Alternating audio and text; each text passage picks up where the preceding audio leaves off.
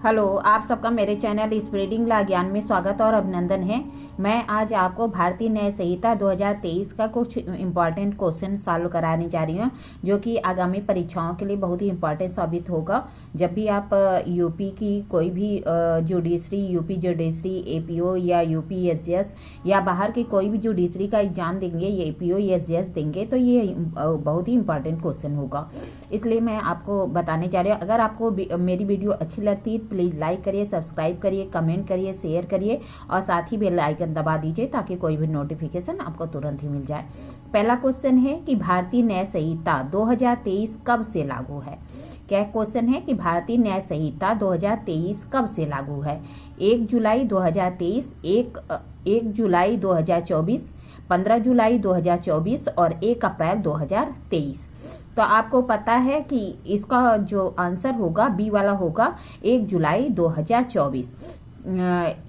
ये जो भारतीय न्याय संहिता है, इसके साथ ही दो और एक्ट बने थे, भारतीय नागरिक सुरक्षा संहिता और भारतीय साक्ष्य अधिनियम 2023। ये तीनों एक्ट को 25 दिसंबर 2023 को राष्ट्रपति की अनुमति मिली थी। 25 दिसंबर 2023 को जो है राष्ट्रपति की अनुमति मिली थी और तीनों एक्ट को 1 जुलाई 2024 को लागू कर दिया गया था। अर्थात बी वाला ऑप्शन सही होगा, 1 जुलाई 2024। आगे क्वेश्चन है कि इस संहिता के अधीन बालक से अभिप्रेत है। क्या कह रहा, इस संहिता के अधीन बालक से अभिप्रेत है।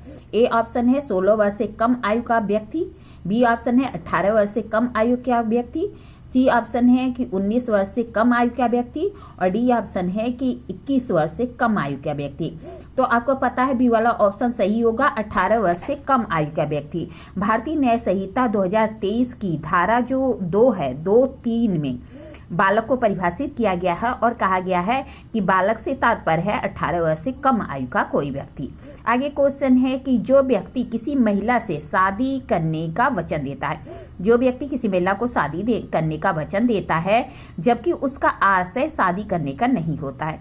क्या कह रहा है, जो कोई किसी महिला को यह वचन देता है कि वो शादी कर लेगा लेकिन उसका आशय शादी करने का नहीं होता, इंटेंशन उसका शादी करने का नहीं होता है, उस महिला के साथ शारीरिक संबंध बनाने का होता है, उस महिला के साथ फिजिकल रिलेशन बनाने का होता है और बाद में उस महिला से शादी करने से इनकार कर देता है, वह किस अपराध का दोषी होता है। क्या कह रहा है कि अगर कोई व्यक्ति किसी महिला को शादी करने का वचन देता है जबकि उसका आशय शादी करने का नहीं होता है बल्कि उस महिला के साथ शारीरिक संबंध बनाने का होता है और बाद में वो क्या करता है कि शादी करने से इनकार कर देता है, तो वह किस अपराध का दोषी होगा। ए ऑप्शन है बलात्संग, बी ऑप्शन है यौन शोषण, सी ऑप्शन है 10 वर्ष के कारावास से दंडनीय और डी ऑप्शन है कि 7 वर्ष के कारावास से दंडनीय।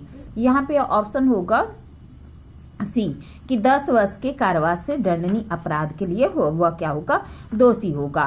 पहले ऐसे अपराध के लिए कोई दंड का प्रावधान नहीं था। अब इस बार जब भारतीय न्याय संहिता को और भी कठोर बनाया गया है, इसमें ऐसे प्रावधानों को जो है वर्णन है। क्या है, तो कहता है कि अगर मैं कोई व्यक्ति किसी महिला से शादी करने के लिए उसको कहता है लेकिन उसका आशय शादी करने का नहीं बल्कि शारीरिक संबंध का होता है, बाद में वह इनकार कर देता है, तो वह 10 वर्ष के कारावास से दंडनीय होगा। सी वाला ऑप्शन सही है। फिर क्वेश्चन है कि एक व्यक्ति अपनी पहचान छिपाकर प्रवंचनापूर्ण साधनों द्वारा किसी महिला से विवाह करता है और उसके साथ जो है इंटरकोर्स मैथुन करता है, वह संहिता की किस धारा में दोषी होगा। क्या कह रहा है, एक व्यक्ति है अपनी पहचान छिपाकर किसी महिला से क्या करता है, विवाह कर लेता है और उसके साथ इंटरकोर्स करता है, मैथुन करता है, तो वह किस धारा के अंतर्गत दोषी होगा। ए ऑप्शन है 69, बी ऑप्शन है 70, सी ऑप्शन है 71 और डी ऑप्शन है 76। तो इसका जो है आंसर होगा 69। ये वाला ऑप्शन सही होगा। ये जो है न्यू प्रावधान किया गया है भारतीय न्याय संहिता में 69 को कि कोई व्यक्ति क्या है कि छुपा के कि वह कौन है, अपना छुपा के विवाह कर लेता है और विवाह करने के साथ ही उसके साथ मैथुन करता है, तो वह 69 के तहत दोषी होगा। आगे क्वेश्चन है भारतीय न्याय संहिता की किस धारा में क्रूरता को परिभाषित किया गया, क्रूएल्टी को। कह रहा है भारतीय न्याय संहिता की किस धारा में क्रूएल्टी को डिफाइन किया गया है। तो जो है ए ऑप्शन है 86, बी ऑप्शन है 487A, सी ऑप्शन है कि 87 और डी ऑप्शन है 203, 203। तो ए वाला ऑप्शन सही होगा। 86 में ही क्रूएल्टी को परिभाषित किया गया। भारतीय न्याय संहिता के जो चैप्टर 5 है उसकी जो विवाह के विरुद्ध अपराध के संबंध में प्रावधान किया गया है, उसी में जो है 86 में जो है क्रूएल्टी को परिभाषित किया गया है। जबकि क्रूएल्टी को अपराध जो है 85 में किया गया है कि जो कोई क्रूएल्टी करेगा वो जो है 3 वर्ष के कारावास और जुर्माने से दंडनीय होगा। जबकि 86 में जो है क्रूएल्टी को डिफाइन किया गया है। आईपीसी में ये जो है प्रावधान 1983 में 1983 में इस प्रावधान को डाला गया था और इसके संबंध में जो चैप्टर 20A जो है जोड़ा गया था और साथ ही 198A जोड़ा गया था।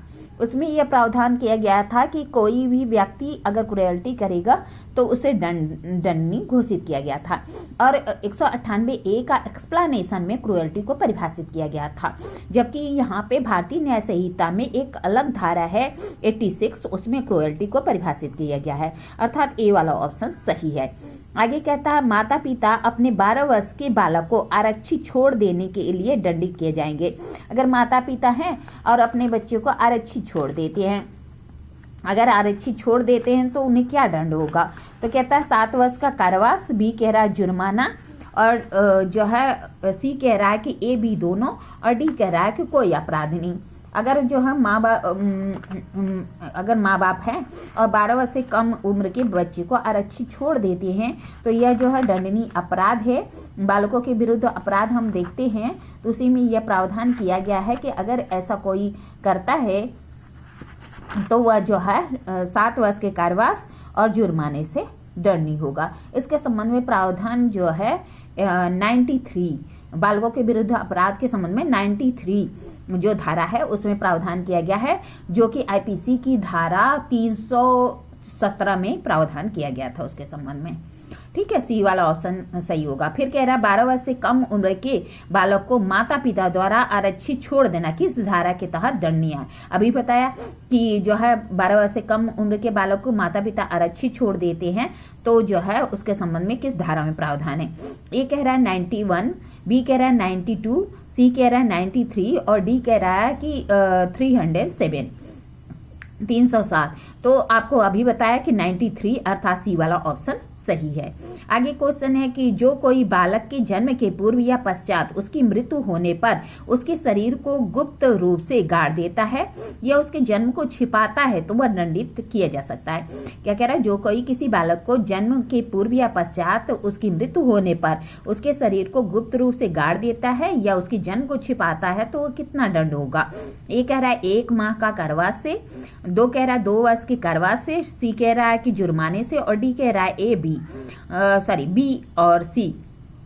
तो यही वाला सही होगा, डी वाला कि 2 वर्ष के कारावास और जुर्माने से, अर्थात डी वाला ऑप्शन सही होगा।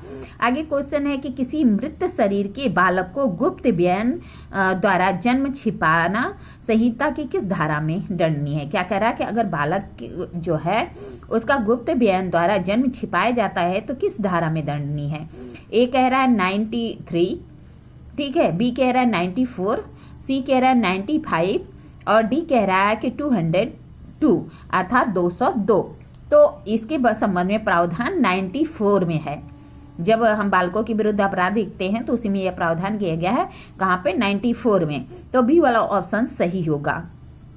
आगे क्वेश्चन है कि जो व्यक्ति किसी अपराध को करने के लिए भाड़े पर नियुक्त या नियोजित करता है वह दंडित। कह रहा है कि जो व्यक्ति किसी बालक को भाड़े पर लेता है, नियुक्त या नियोजित करता है तो वह दंडित किया जा सकता है। तो ए ऑप्शन है न्यूनतम 3 वर्ष के कारावास से, बी ऑप्शन है न्यूनतम 5 वर्ष के कारावास से, सी ऑप्शन है कि 1 वर्ष के कारावास से और डी ऑप्शन है न्यूनतम 2 वर्ष के कारावास से। तो जब हम देखते हैं धारा 95 इसमें प्रावधान किया गया है कि अगर अपराध करने के लिए किसी बालक को भाड़े पर लेता है, नियुक्त या नियोजित करता है, तो वह दंडित किया जाएगा न्यूनतम 3 वर्ष के, कम से कम क्या है 3 वर्ष का कारावास, अर्थात ए वाला ऑप्शन सही है। और अधिक से अधिक कितना हो सकता है, 10 वर्ष तक का कारावास हो सकता है।